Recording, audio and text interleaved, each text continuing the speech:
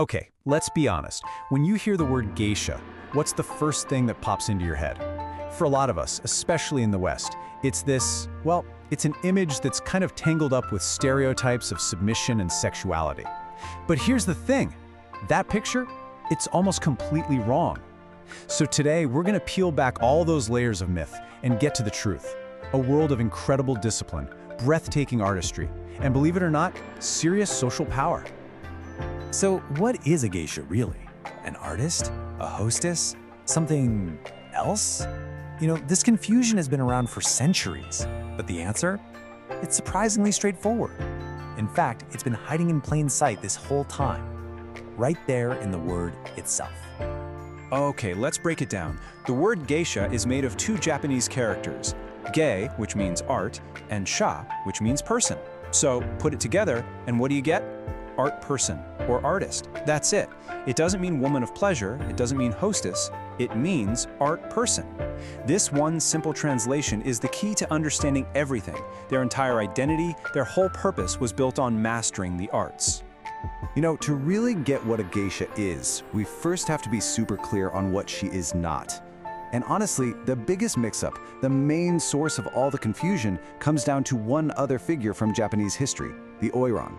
These were the high-ranking courtesans of the pleasure districts, and not only were they not the same as geisha, they were actually professional rivals. And right here, this is where the difference just snaps into focus. I mean, look at this side by side. The Oiran, her job was to be a courtesan. Her core service involved sex, and her whole look was designed to be flashy, to grab a client's attention. Now, the geisha was the complete opposite. She was an artist. Her service was entertainment. We're talking music, dance, witty conversation. And here's the kicker. By law, they were strictly forbidden from prostitution. And that wasn't just some social rule, it was an actual legal firewall put in place to protect the Oiran's business from the geisha, who were getting more and more popular. So let's zoom in on the Oiran for a second. Her whole look was a performance. I mean, her kimono could weigh over 20 kilograms. That's like 44 pounds. The big sash, called an obi, was always tied in the front. Why? Well, it was a practical signal that it would be untied later. Her hair was just loaded with these incredibly ornate, heavy hairpins, and she'd be walking on these 20-centimeter tall wooden clogs, which made her move in this slow, dramatic way. She was meant to be the flower of the pleasure quarter. Gorgeous, totally over the top, and ultimately an object to be possessed. Okay, now let's look at the geisha. It's a world of difference. Her kimono is elegant, yes, but much more understated. And her obi, it's tied in the back in a really complex knot that she absolutely couldn't tie or untie herself. That was a clear sign. She was dressed for work, and she was not getting undressed. Her hair ornaments are simple, tasteful. See, she wasn't the showy flower. The geisha was the willow, strong, graceful, flexible, and resilient. Her real value wasn't in her looks, it was in her skill, her intelligence, and her talent as an artist. So the big takeaway here is that geisha were absolute professionals. And just like any top-tier professional you can think of, they didn't just wake up one day with all those skills. No way. They were created through years and years of some of the most demanding training you can imagine. And what a journey it was. Just think about it. It would often start when a girl was still a teenager. First, she'd be a shikomi, basically a trainee, doing chores around the geisha house, the okiya, and learning all the super strict rules of etiquette.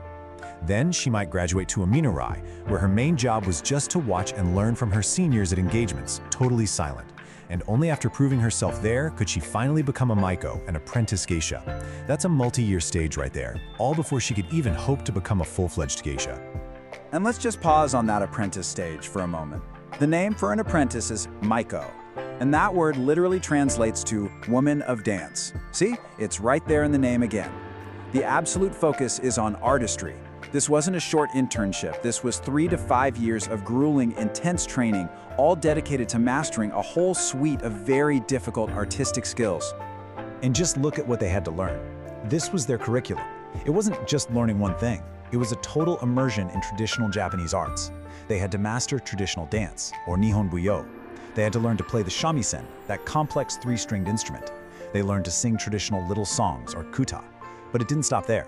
They also had to master the subtle art of conversation, the deep etiquette of the tea ceremony, even calligraphy. And the standards were just astronomically high. To give you an idea, the head of one of the main dance schools for geisha in Kyoto was actually named a living national treasure by the Japanese government. That's the level of artistry we're talking about. Okay, so we've established that these are highly skilled, highly intelligent women. But where did they actually put these skills to use? Well, they operated in this very exclusive, very discreet world. A world where their art was basically a key that unlocked the doors to the highest levels of power in Japan. This special world was called the Karyukai, which translates as the flower and willow world. Now, we've already talked about the flamboyant flowers, right? The Oiran. But in this world, it was the geisha, the elegant, strong, respected willows, who held the real lasting influence. And their primary domain, their stage, was the tea house. But it was so much more than just a place to drink tea. No, the tea house, or ochaya, was more like the ultimate, most exclusive private club for Japan's elite. Think of it as a social command center. This was where the country's most powerful politicians, businessmen, and military leaders would meet. It's where deals were struck, alliances were forged, and secrets were shared, all completely off the record, far away from the public, and more importantly, from their enemies. So in the middle of all these high-stakes meetings, what was the geisha's real role? Let me tell you, she was doing a lot more than just pouring drinks and playing a song. She was a master of discretion, a trusted confidant. She knew how to read a room, how to ease tensions, and how to make powerful men feel comfortable enough to speak their minds. The information she heard was priceless, and her unbreakable code of silence made her indispensable. We're talking about women who are hearing secrets that could literally make or break fortunes, or even change the course of the government. And this quote, from one of the most famous geisha of the 20th century, Minako Ayasaki, well, it just says it all. She said, "They are some of the most financially and emotionally successful and strongest women in Japan, and traditionally have been so." You have to remember, in a time and place where options for women to be independent were practically zero, the flower and willow world was one of the very few paths to financial freedom and real influence. These women weren't victims. They were sharp, successful entrepreneurs and respected professionals. So hopefully the next time you hear that word geisha, a totally different picture will come to mind. I want you to forget the myths and remember the reality. Remember the art person, the highly disciplined professional, the master artist, the intelligent, trusted confidant who built a unique and powerful career for herself in Japanese society. It really makes you think, doesn't it? When you consider the whole package, the physical mastery of dance, the musical talent, the intellectual sharpness, the social and political savvy, what part of that incredible professional skill set do you find the most fascinating? It's a legacy so much deeper, so much more impressive than the simple stereotypes would ever have us believe.